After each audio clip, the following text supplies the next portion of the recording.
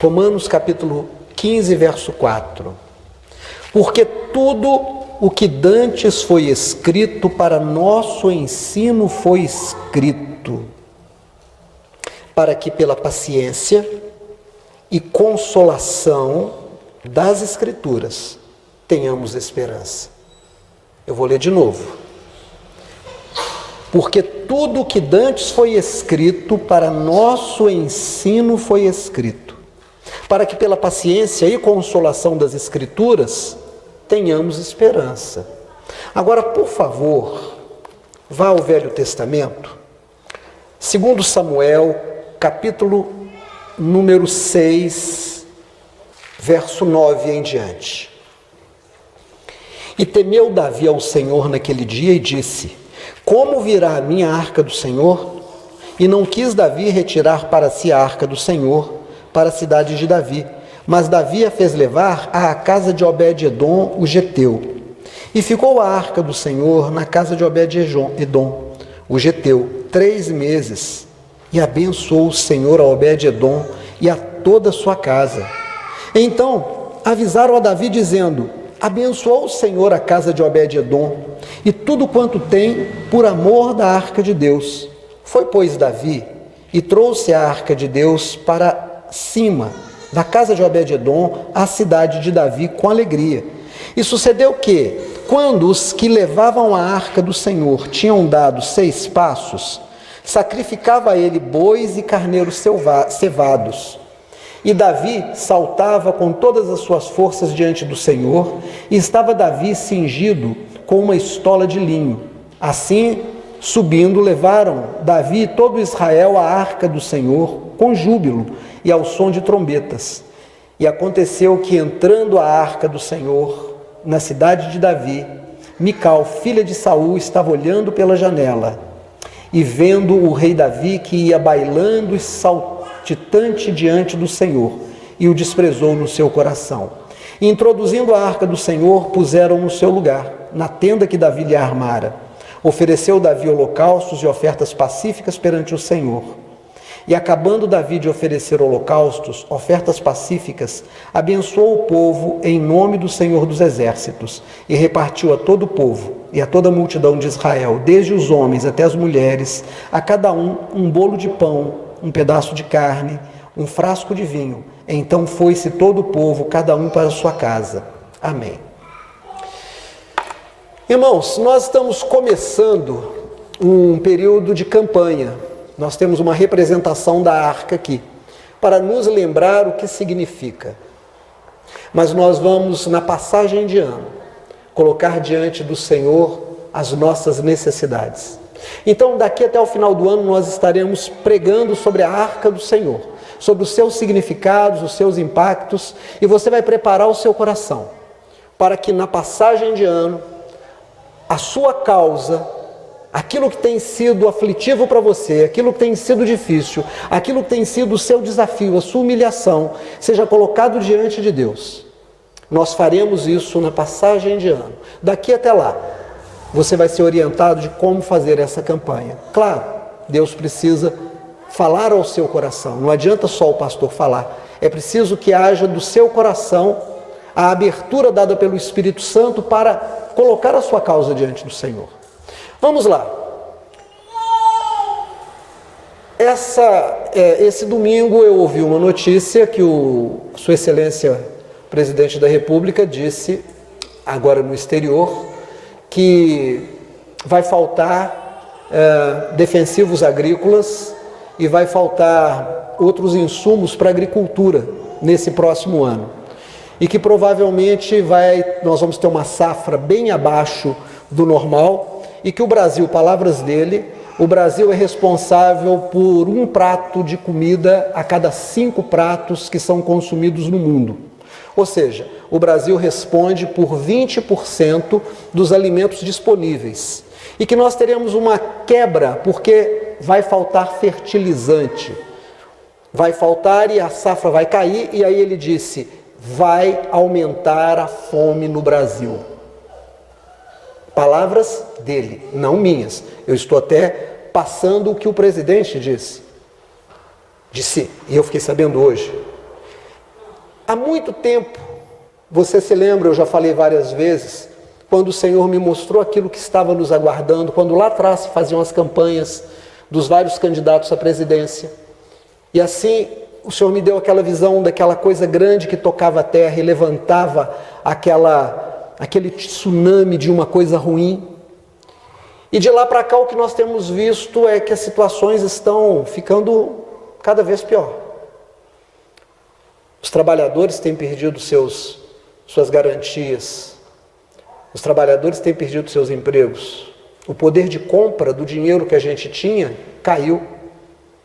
O gás que disseram que não ia passar de R$30, eu comprei essa semana com desconto a 108.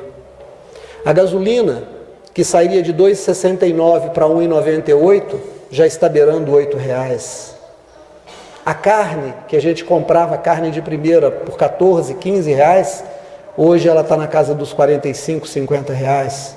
O pé de galinha está sendo oferecido a 3,90 o quilo, 5 reais o quilo.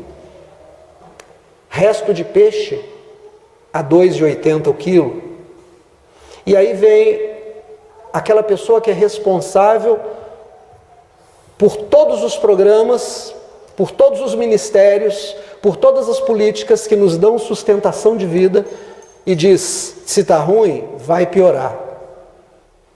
Diante disso, se você não se assustar com a fome que está chegando para você, se você não se assustar com o aumento da violência que está chegando para você, se você não se assustar com o desemprego que está chegando para você, se você não se assustar com tudo de ruim que está sendo anunciado, além do que nós já recebemos, é porque você está anestesiado, de alguma forma. Porque qualquer pessoa inteligente vai ficar apavorada. Diante disso, nós precisamos pensar onde é que nós podemos buscar socorro. O Brasil tem alguns problemas sérios. O Brasil tem um negócio que é a classe média achar que é rica. O cara financia um carro, financia um apartamento, tem um salário, qualquer coisa acima de R$2.500, aí até na casa dos 6 mil, talvez um pouco mais, ele acha que ele é rico. Ele acha. O cara é advogado, é psicólogo, é fisioterapeuta, é motorista de aplicativo, é dono de um mercadinho, e ele acha que ele faz parte da classe patronal. Ele não entende que ele é parte exatamente da classe trabalhadora. E o Brasil está vivendo um fenômeno que é exatamente a classe que precisa se beneficiar dos programas sociais, apoiar o fim dos programas sociais, aumentando assim a sua própria pobreza.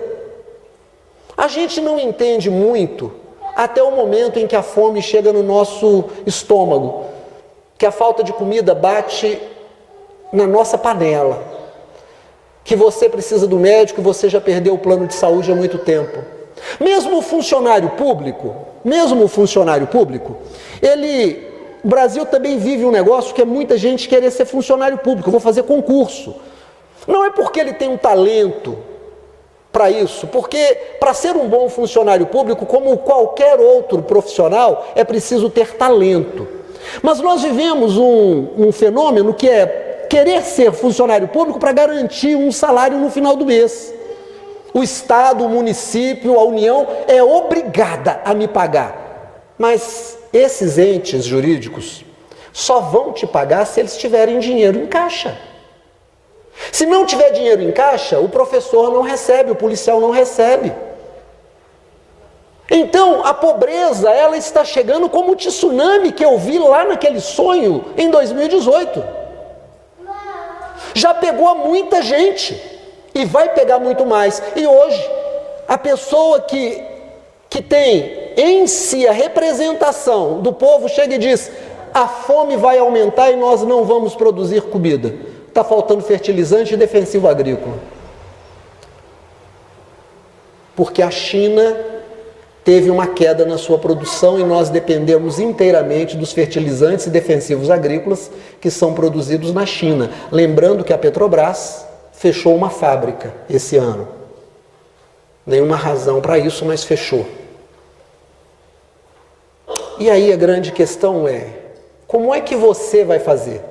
Você está achando que você está bem, que você não vai ser alcançado? Eu lembro da palavra que eu preguei aqui um desses dias, quando o tio da rainha Esther manda dizer a ela, faz alguma coisa agora, porque se você não fizer, não pense que você estará protegida, porque o mal vai te alcançar mesmo aí na casa do rei. Meu irmão e minha irmã, como é que nós podemos então nos proteger? Eu vou te dizer como é que nós podemos nos proteger, buscando socorro no Senhor. Porque na terra não tem mais quem possa nos ajudar, porque quem deveria zelar pelo povo, não zela. É engraçado, eu quero te contar uma historinha para ilustrar. Imagine você que um moço vem andando e ele tem 2 pernas para poder andar. Vem alguém e corta as 2 pernas dele. Arranca as 2 pernas dele, ele fica aleijado. Essa mesma pessoa que cortou as pernas dele, vem algum tempo depois e dá 2 muletas para ele. E diz para ele assim, agora você pode andar. E essa pessoa que dá as muletas, que foi a mesma que cortou as pernas dele, espera que ele fique muito grato pelas muletas que ganhou. E faz uma propaganda dizendo, como eu sou bom, eu dou muletas aos aleijados. E eu quero que os aleijados me agradeçam. Bom, nós tínhamos 18 anos de um programa chamado Bolsa Família, que foi extinto esse mês. Acabou. Depois de 18 anos. Anunciaram um programa novo, que vai dar um dinheiro muito menor até o final de 2022. Interessante que 2022 é ano eleitoral. Dezembro de 2022, segundo estão anunciando, porque ele ainda não aconteceu, vai acabar. As pernas de quem não tinha trabalho e que precisava desse dinheiro foram cortadas quando acabou o programa. Não tem mais dinheiro. Mês de dezembro não vai ter dinheiro para eles. E aí a pessoa que cortou anuncia um programa novo que é muleta, mas só vai até o final de 2022, porque é ano eleitoral. Sabe o que vai acontecer? Os que estavam em estado de miséria vão para um estado de insustentabilidade de vida. Não vão ter de onde tirar. Tem uma história na Bíblia de 2 mulheres que numa fome extrema resolvem comer os seus filhos. Quando a pobreza aumenta, a violência aumenta. E talvez você diga, mas eu estou protegido. Você está protegido da fome que chegou na casa do outro? Porque quando a fome transformar um outro num bicho, ele vai atacar você também, se a fome não te pegar primeiro. Como é que nós podemos nos proteger? Irmãos, nós podemos nos proteger buscando a Deus. Nós lemos em Romanos, capítulo 15, verso 4, que tudo quanto está escrito para que nós aprendamos. E aprendendo pelas Escrituras, tenhamos paciência e esperança. Então veja que eu preciso de 2 coisas nesse momento. Eu preciso ter paciência porque eu vou ser atingido pelo mal que tocou a terra. A fome, a doença, a violência, a desonestidade, a deslealdade, a traição. Eu vou ser atingido, não tem como não ser. Você vai ser atingido, não tem como não ser, porque nós fazemos parte de um grupo que está sendo afetado. Não é algo que foi dirigido contra o Ademir, não é algo que foi dirigido especificamente contra o Pedro, contra a Débora, contra a Natasha.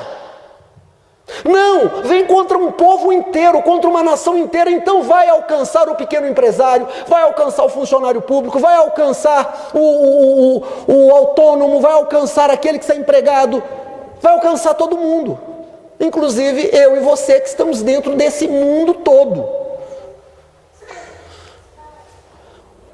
Em quem buscaremos socorro?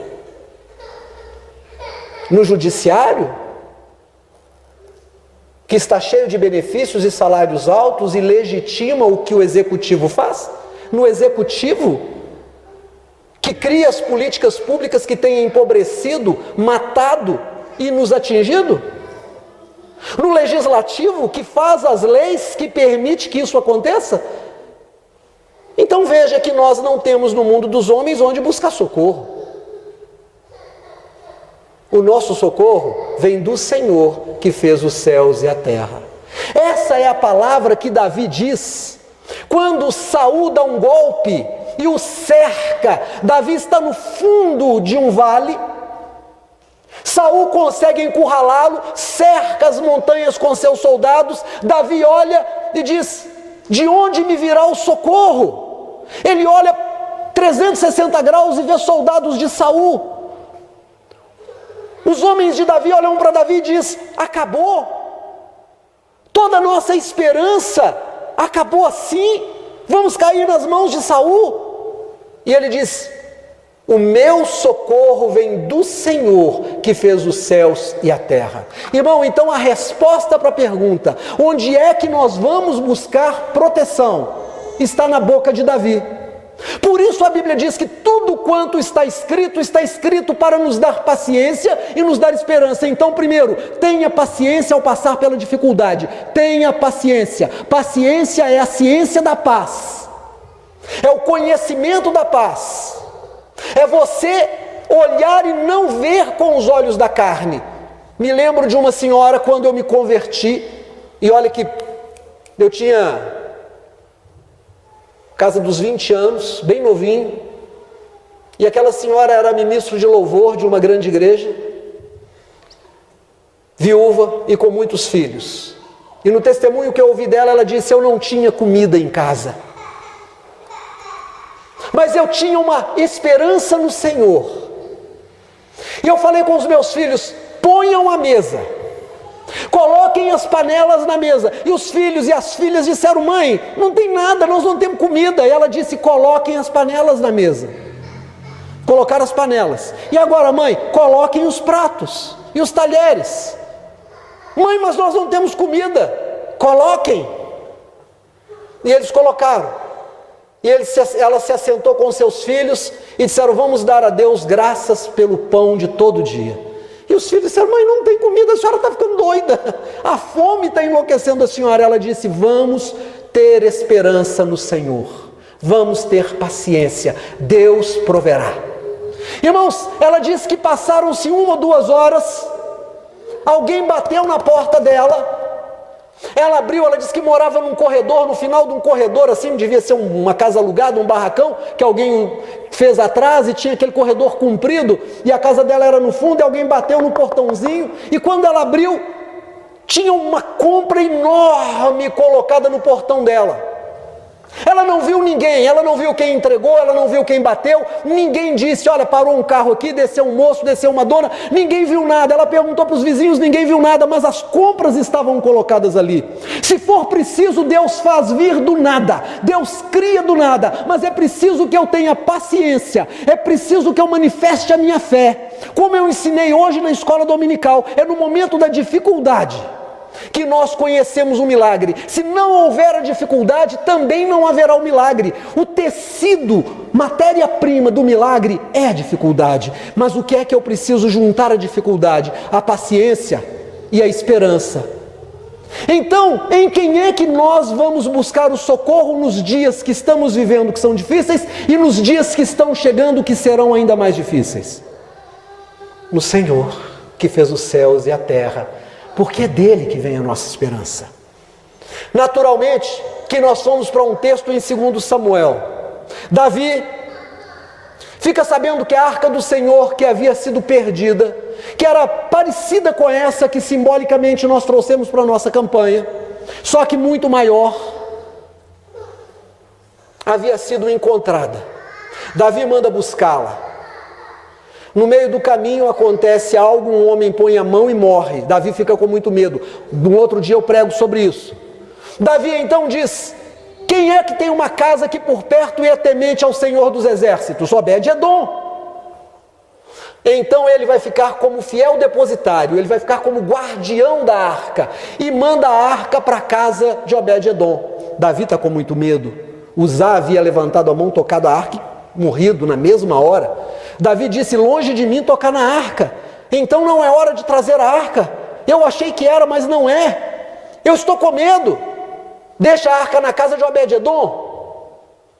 Passaram-se só 3 meses, irmãos, 3 meses, não foram 3 anos, não foram 30 anos, 3 meses. Chega uma notícia para Davi: olha, sabe a seca? Na terra de Obed-edom chove. Sabe os animais que estão ficando doentes? Na casa de Obed-edom eles se multiplicam. Sabe a comida que está faltando aí nos campos? Pois é, tem super safra na terra de Obed-edom. Sabe as dificuldades que a gente tem todo dia? Obed-edom não vive isso. Depois que a arca do Senhor chegou na casa de Obed-edom, tudo vai dar certo para ele. Todas as coisas que ele faz dão certo. Ele põe a mão, Deus abençoa. Ele lança semente, Deus abençoa. Ele represa um rio, faz um açude, Deus abençoa. Ele levanta feliz, trabalha forte e deita feliz. Tudo vai bem, desde que a arca do Senhor chegou na casa de Obed-edom. Mas o que é que representa a arca do Senhor? A arca do Senhor representa a presença de Deus na nossa vida. O que é que tinha dentro da arca do Senhor? Vocês sabem porque eu tenho ensinado isso aqui na igreja. Primeiro tinha maná. Tinha um vaso com maná. O maná foi uma comida que Deus fez descer do céu para que o povo que estava andando no deserto pudesse comer. Podiam fazer assado, cozido, comer cru, podia bater no liquidificador, podia fazer pirão, podia fazer fricassê, podia fazer o que quisesse. Aquele alimento servia para tudo. Era algo extraordinário, tinha que ser extraordinário, era de Deus. O que é que aquilo representa? Representa que Deus é o nosso mantenedor, Deus é o nosso financiador, Deus é aquele que sustenta a nossa vida, Deus é aquele que patrocina a nossa vida. Como essa senhora colocou as panelas e os pratos e deu graças e esperou no Senhor, e quando alguém bate na porta dela, ela corre, abre o portão e não vê nada, só tem as compras.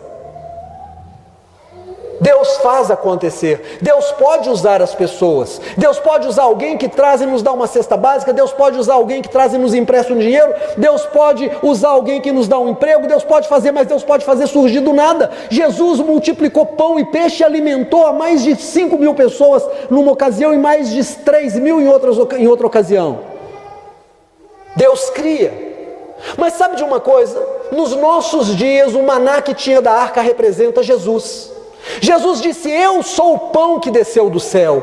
Quem comer da minha carne tem parte comigo. Quem beber do meu sangue tem parte comigo. Esse pão que eu dou a vocês é a minha carne que eu dou pela vida do mundo. Jesus disse: eu sou o pão da vida que desceu do céu. O maná representa Jesus na nossa vida. Deixa eu te falar uma coisa em nome de Jesus: não há como ter comunhão com Deus se você não tiver Jesus na sua vida. Jesus é a exata expressão do Deus invisível. Jesus é o Deus perfeito. Você quer conhecer Jesus? Você vai conhecer o Pai. Você quer conhecer o Pai? Você vai conhecer Jesus. Porque Jesus e o Pai são a mesma pessoa. Filipe, apóstolo de Jesus, lá no João capítulo 14, Evangelho de João capítulo 14, vira para Jesus e disse: Senhor, mostra-nos o Pai, e isso nos basta. Nós vamos crer. Jesus olha com uma certa decepção e diz: Filipe, há tanto tempo estou com vocês e vocês não me conhecem. Quem me vê, vê o Pai. Irmão, olha aqui para mim em nome de Jesus. A fome já chegou na terra e a fome vai aumentar. Em função da fome, a violência vai aumentar. E eu estou te falando como homem de Deus e como profeta nessa casa. E se você não acredita, por favor, procure um outro pregador. Eu vou falar de política aqui na igreja, nesses termos. Eu não vou fazer campanha política, mas eu vou falar daquilo que é importante na vida das minhas ovelhas. Como eu falo de sexo, como eu falo de dinheiro, como eu falo de saúde. Eu vou falar daquilo que faz parte da nossa vida a partir da ótica de Deus, a partir daquilo que a Bíblia diz. E eu estou dizendo para você que vai piorar, e o fato de você ter um emprego não significa que você não vai ser atingido, e o fato de você ainda não estar passando fome não significa que você não vai passar, porque os dias são maus e piores vão ficar, e Deus usa esse moço para da boca dele falar isso, que o próximo ano vai ser pior do que esse. Jesus vem e diz: eu sou o pão da vida. quem comer da minha carne não vai passar fome eternamente. Meu irmão, o maná que está dentro da arca representa Jesus, e você deve buscar ter comunhão com o Senhor. Olha aqui para mim, em nome de Jesus. Como que alguém se afasta do pão da vida? Como que nós damos ouvido a outra voz? Como que nós nos afastamos do Senhor? Como que deixamos de ler a Bíblia? Como que deixamos de orar? Como que deixamos de confiar no Senhor? Eu tenho passado ao longo dos meus anos muitas experiências de suprimento de Deus. Eu me lembro, desempregado, com um Gol BX. Para quem não sabe, o Gol BX é um Gol que tem motor de ar, de Fusca, a álcool, bebedor, Mateus para nascer, naqueles dias, e para variar, né, dificuldade pouco é bobagem, eu desempregado. E eu parei o carro na frente da Itambé, estava dirigindo, parei o carro no acostamento, no anel rodoviário, na pista que vai para lá, né? Tem a pista que vem, que é do lado da Itambé, eu estava na pista do lado de cá. E eu pensando em tanta dificuldade, eu disse: Deus, eu não vou dar conta. Eu lembro que no toca-fita, porque naquela época, Lucas, tinha toca-fita. Você conhece fita, Lucas? Pois é. Você vê que o negócio era tão bravo que o meu toca-fita não era nem auto-reverso. Quando chegava no final, você tinha que ejetar a fita e virar a fita. E estava passando uma música que dizia: como as águas do rio, assim está nas mãos do Senhor o coração do rei. Ele guia as águas para onde Ele quer. E eu parei o carro e chorei. E eu disse: Deus, eu não tenho quem me ajude. Eu tenho uma responsabilidade. Eu não tenho emprego e não tenho de onde tirar, e essa luzinha amarela da falta de combustível está acesa e não apaga. E eu não tenho dinheiro para pôr álcool nesse carro. Se o Senhor não fizer alguma coisa, esse carro vai ficar no meio do caminho e eu vou ter que voltar para casa a pé. Irmãos, isso tem mais de 33 anos. O Senhor supriu. Eu não lembro o que Deus fez, mas o álcool que estava ali, a luzinha não apagou, mas o álcool continuou sendo multiplicado e eu rodei até que eu pudesse trabalhar e ter dinheiro para colocar. Deus multiplicou o álcool no tanque do meu carro. Você fala: pastor, isso não existe. Existe. Meu professor do seminário, que me ensinou Gálatas, que é a carta que eu mais gosto, porque foi o professor que eu mais gostei. Ele tinha uma belina vermelha, a gasolina. Morava aqui perto do Tirol, Jatobá, aquele lado ali.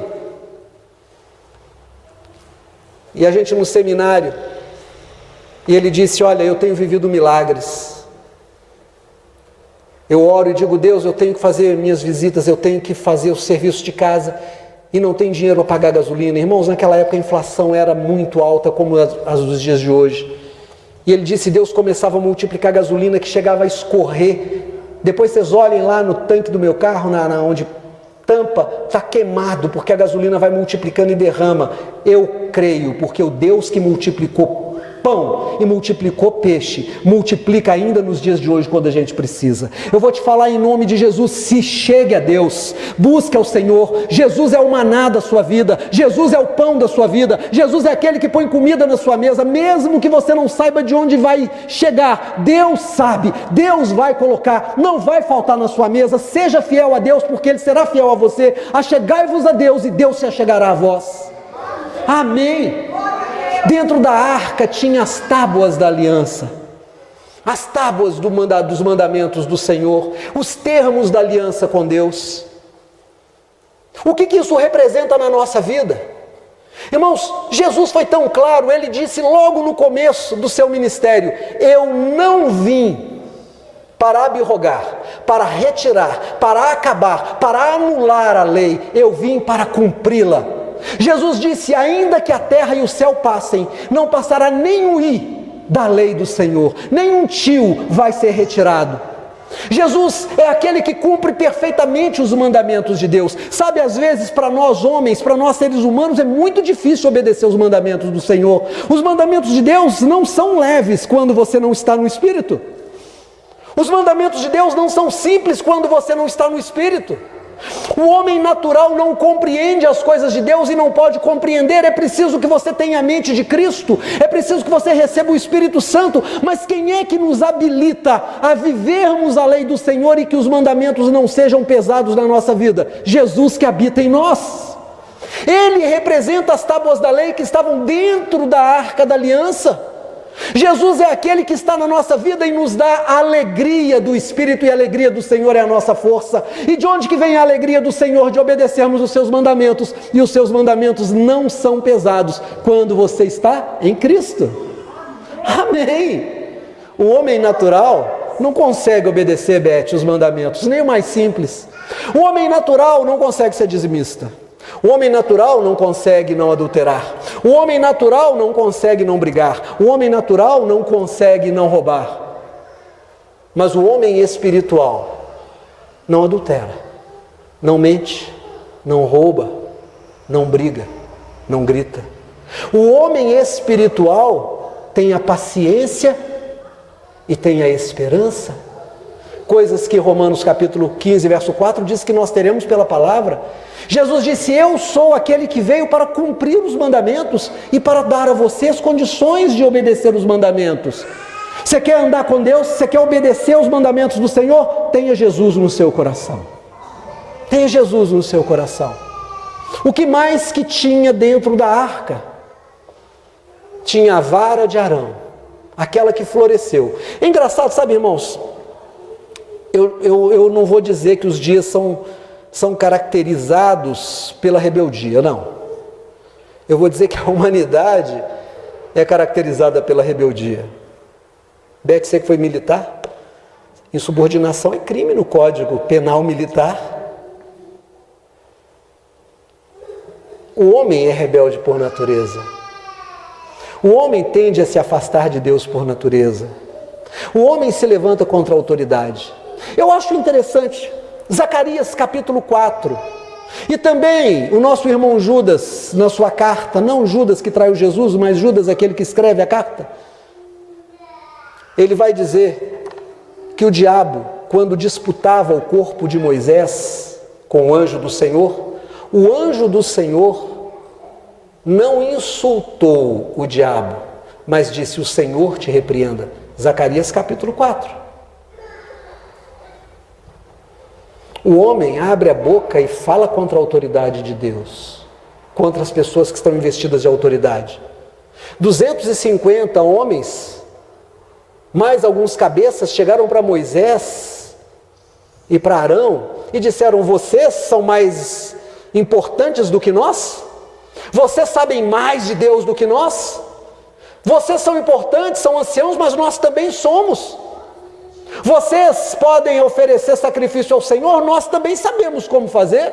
Vocês têm aí os incensários, nós também temos. E olha, nós estamos com um grupo muito maior, é democracia. Nós queremos que muita gente nos apoie, e nós já temos 250 representantes que estão aqui. Moisés cai com a cara no chão e Arão também. Sabe por quê? Porque Moisés não pediu para ser libertador, pelo contrário. Quando Deus disse assim: desce e fala com o faraó, ele falou: Senhor, escolhe outro. Deus disse: vai e fala, eu vou ser contigo. Ele falou: ah, Senhor, eu sou pesado de língua, não manda outro. Deus disse: olha, onde eu te mandar, você vai. É você que eu escolhi. Eu vou fazer uma coisa: você é gago? Então vamos fazer o seguinte: você vai ser Deus e Arão, seu irmão, vai ser o profeta. Você fala para Arão e Arão fala para o povo, está resolvido a situação, não fale mais nisso. Moisés e Arão então dizem para aquelas pessoas: vocês estão questionando a autoridade, querem saber quem é o sumo sacerdote? Vamos fazer o seguinte: cada um pega o seu cajado e nós vamos colocar aqui atrás da tenda da aliança, a tenda da arca, a tenda do Senhor, o tabernáculo.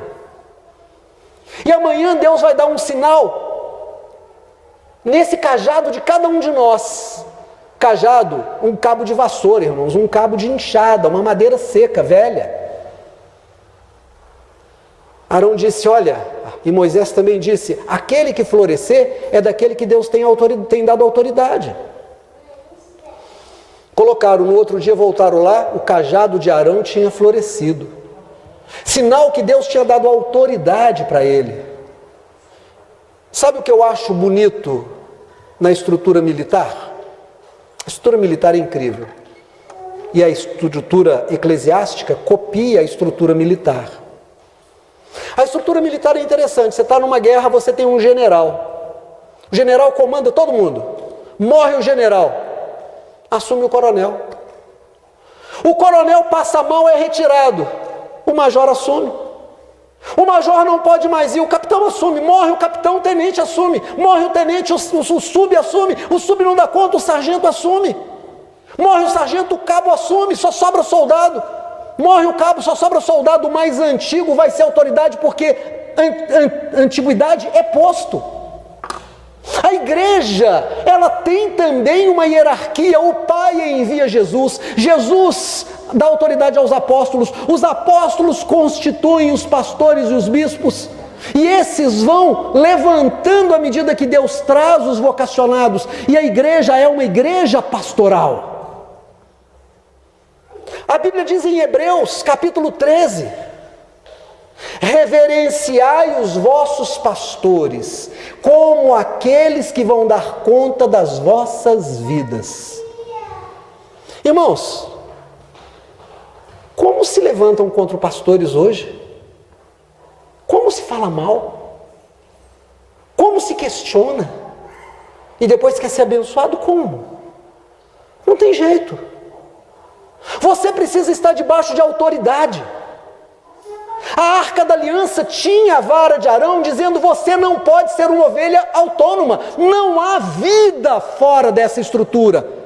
Mas tem gente que diz: mas eu posso ser crente na minha casa. Eu vou te falar com todas as letras: N-A-O-Tio. Não pode, não existe. Sabe por quê? Porque não é a estrutura que Jesus criou. Ele não criou uma igreja autônoma, ele criou uma igreja hierárquica. Há um pastor que se responsabiliza sobre a sua vida para te ensinar o caminho, para te chamar a atenção. E você deve ter reverência com o seu pastor. Pastor, só está puxando a sardinha para o seu lado? Não estou não. Eu estou sendo sincero, porque é isso que estava dentro da arca. É tão interessante. As pessoas vão viajar e a gente nem fica sabendo. Cadê o irmão? Mas só ficou sabendo? Não, está viajando. Eu não sabia. Você nem ora pela pessoa. Cadê o irmão? Mudou de igreja. Mudou de igreja, não estou sabendo, foi embora. Não estou sabendo, é assim. Falam com a gente no mesmo nível. Quando eu cheguei na aeronáutica, fui fazer o serviço militar, eu fui soldado da aeronáutica, fiquei lá 1 ano e conheci muitas pessoas interessantes. E fiquei sabendo de uma história de 2 amigos que entraram juntos, fizeram o curso de formação de cabos, antigamente era núcleo de base aérea, foram a cabo, os 2 se tornaram cabo, mas um deles resolveu fazer o curso de sargento em Guaratinguetá, a escola de sargento aeronáutica em Guaratinguetá. Fez a prova, passou, se dividiram, os 2 grandes amigos, já tinham uma carreira aqui dentro, os 2 eram cabos, e ele passou lá os anos necessários para fazer a sua formação, passou num dos primeiros lugares, e quando se forma em primeiros lugares, eu não sei se até o 5º, até o 10º, eu não sei, a pessoa tinha o direito de escolher o lugar onde ele ia trabalhar também na polícia. É assim, Beth? É assim? E ele resolveu voltar para Belo Horizonte, porque a família dele era daqui, claro, né? Onde é que você quer servir? Onde é que você quer trabalhar? Eu quero voltar para a minha terra, eu quero voltar lá para Belo Horizonte. E ele voltou. E foi recebido com alegria pelos colegas e por esse amigo. E aí um dia esse amigo veio, né, e bateu no ombro dele, falou: e aí, como é que você está? Ele olhou sério e disse para o amigo: olha, deixa eu te falar uma coisa. Lá fora nós realmente somos amigos. A gente se abraça, a gente bate a mão no ombro, mas aqui dentro eu sou sargento e você é cabo. Não leve a mal. Nós temos uma estrutura, aqui tem 3, aí tem 2. Entenda, tem uma diferença. Irmãos, a igreja de Jesus é a mesma coisa. É a mesma coisa. Jesus diz: vocês me chamam de mestre, e tem razão, eu sou. Vocês me chamam de mestre e não me obedecem por quê? Porque são rebeldes. E a rebeldia é como o pecado de feitiçaria. O que é que a rebeldia traz para a vida da pessoa? O mesmo que a feitiçaria traz. É a mesma coisa, não tem, a maldição é a mesma, o demônio que passa a acompanhar é o mesmo, porque a Bíblia o diz. Então o que é que tem na arca? A vara de Arão que floresceu, nos ensinando que nós precisamos nos submeter, precisamos aprender o caminho. Não há vida fora da igreja, isso é conversa do diabo para te enganar, para destruir seu casamento, para destruir sua saúde, para destruir sua vida financeira, para tirar sua felicidade. Aí vem a depressão, aí vem a doença, aí vem um monte de coisa. É tão interessante quando você anda com Deus, como é que Deus é o seu remédio. A Bíblia diz que Moisés tinha mais de 100 anos e não precisava nem usar óculos. A vista dele era perfeita. Caleb, com 85 anos, disse para Josué: me dá logo o meu pedaço de terra que eu quero passar o Jordão, matar os gigantes e tomar posse da minha terra. Um homem de 85 anos disposto a matar gigantes, de onde vem tanta força? De onde vem tanta saúde? Da obediência ao Senhor. Caleb era assim com Josué, mas ele nunca olhou para Josué e disse: nós somos iguais. Ele se submeteu. Ele vira para Josué e diz: me dá o meu pedaço de terra. Se você não me der, eu não tenho. Josué serviu a Moisés e nunca houve em Josué o desejo de tomar o lugar de Moisés. Deus chama Moisés e diz: você sabe que você vai partir? Sobe o monte, porque vai ser a última vez que você vai subir de lá, eu vou te recolher. Mas antes de subir, unge Josué no teu lugar. Josué está lá quietinho. Josué nunca fez qualquer coisa que ferisse a autoridade de Moisés, pelo que Deus o exaltou e deu a ele a chefia. Quem foi que passou o rio, o Mar Vermelho, com o povo? Moisés. Quem foi que passou o rio Jordão com o povo? Josué. Irmãos, como é bom quando Deus nos honra. Como é que Deus te honra? Quando você está na igreja, debaixo de autoridade. Não existe lugar para rebeldia. Então veja, Jesus, ele diz: eu sou o mestre, vocês me chamam, aprenda isso, aprenda. Jesus é o seu pão. Jesus é a sua força para obedecer aos mandamentos. Jesus é a autoridade que passa para a igreja, passa pelo seu pastor e te alcança. Eu acho tão interessante o irmão Antônio. Irmão Antônio, estive com ele semana passada, né? Como sempre, irmão Antônio é aquela bênção. Ele fica desesperado para entregar o dízimo quando ele não pode vir. E aí ele me ligou: pastor, passa aqui, eu preciso entregar o dízimo. Falou: irmão, vou sim, pode ficar tranquilo. Fui lá. E eu vejo aquele senhor, 87, né, Zé? Ele faz 87 agora em dezembro, que dia? Dia 9. Irmãos, dia 9 a gente precisa dar um abraço no irmão Antônio, viu? A gente tem que dar um jeito de ir lá, dar um abraço nele. Quem sabe até a gente faz um grupo e vai lá, né? Irmão Antônio me chama de senhor. Eu sou tão mais novo. Ele tem tanto mais experiência com Jesus do que eu. Ele sabe muito mais de andar com Jesus do que eu sei. Ele olha para mim e diz: o senhor é que é o meu pastor. Deus me colocou nessa igreja. Isso é entender a autoridade. Então perceba como é que você é abençoado. Você é abençoado quando você anda de acordo com aquilo que a arca nos ensina. Jesus é o seu pão, Jesus é o Espírito que te faz obedecer a palavra, e Jesus é aquele que te ensina a se submeter à autoridade. E quando você faz isso, você recebe a proteção de Deus. E para encerrar, eu comecei essa mensagem fazendo uma pergunta. Diante desse quadro ruim que nós estamos, e tomando por verdadeira, coisa muito rara, a palavra do presidente da República, que é um mentiroso de carteirinha, mas levando a sério que o que ele falou seja verdadeiro, que a fome vai aumentar porque vai faltar defensivo agrícola e fertilizante, e a produção vai cair, a fome vai aumentar, a palavra dele, a violência vai aumentar, consequência sociológica. Onde é que nós vamos buscar proteção? Na terra de Gozém, porque na terra do Egito, a maldição veio para todo o Egito, as pragas vieram para todo o Egito. Onde é que as pragas não chegaram? Na terra onde o povo de Deus estava, onde havia temor a Deus. A arca nos lembra que nesse tempo o nosso socorro vem do Senhor. Olho ao redor, de onde me virá o socorro? O meu socorro vem do Senhor que fez os céus e a terra. Irmãos, tem uma menina que mora na Itália, chama-se Isabela, ela é neta do irmão Antônio. E Isabela, dia desse, mandou para mim uma imagem da televisão dela, desse púlpito com o pastor Ademir pregando. E ela disse: pastor, quanta saudade, essa palavra tem me edificado. Às vezes a gente pensa que a nossa igreja é pequenininha e que a palavra só fica aqui. Não, irmãos, ela está chegando muito longe.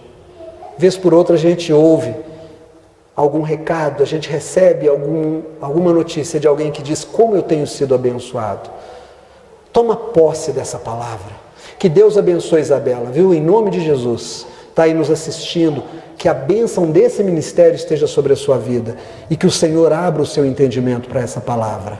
Em nome de Jesus. Amém? Feche os seus olhos.